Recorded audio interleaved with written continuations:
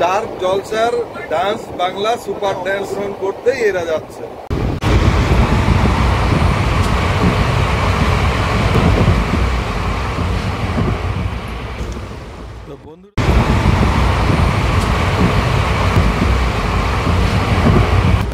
তো বন্ধুরা নমস্কার।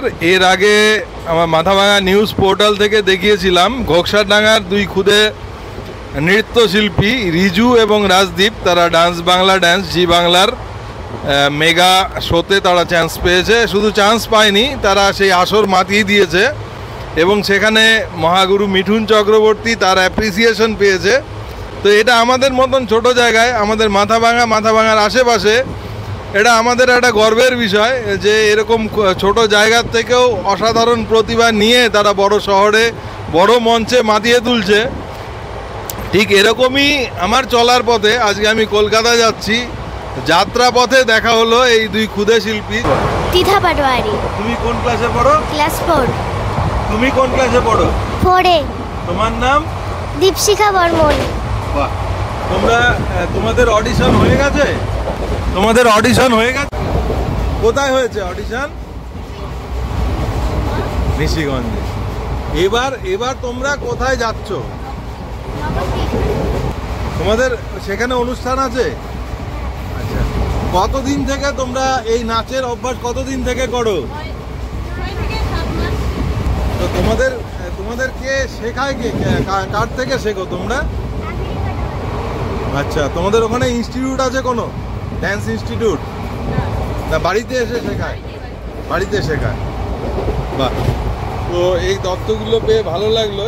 একটা অনুপ্রেরণার বিষয় যে আমরা ছোট জায়গার থেকে মনে করি যে আমাদের রিসোর্সেস খুব সীমিত, সেটা ব্যাপার নয়। মানুষের যদি ইচ্ছে থাকে, স্বাদ থাকে, যে কোনো জায়গার থেকে গিয়েই তারা তাদের উৎকর্ষে পৌঁছতে পারে, তারই উদাহরণ। এবার এই শিশু শিল্পীদের মা বাবা আছেন, তাদের সাথে কথা বলবো।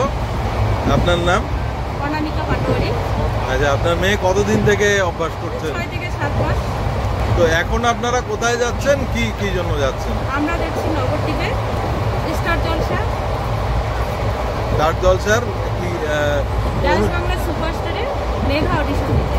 আচ্ছা, তো এই যে শিশু শিল্পী যাদের সাথে কথা বললাম তাদেরই বাবা। আপনার মেয়ে? আমার দীপশিখা বর্মন। আচ্ছা, আর আপনার? ত্রিধা পাটোয়ারি। আচ্ছা, স্টার জলসার ডান্স বাংলা সুপার ডান্স যে অনুষ্ঠান, সেই অনুষ্ঠানে অংশগ্রহণ করতেই এরা যাচ্ছে।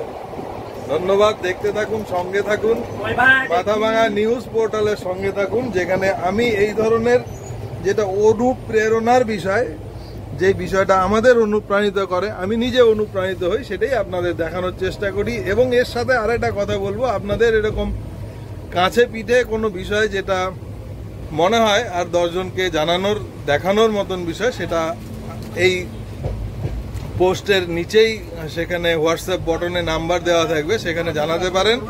সেই খবর আমাদের এখানে আমাদের পোস্টে দেয়া হবে বা সার্কুলেট করা হবে। ধন্যবাদ, দেখতে থাকুন, সঙ্গে থাকুন। আমি দেবহরে এবং মাথাভাঙা নিউজ পোর্টালের সঙ্গে থাকুন। ধন্যবাদ ওয়ান্স এগেইন।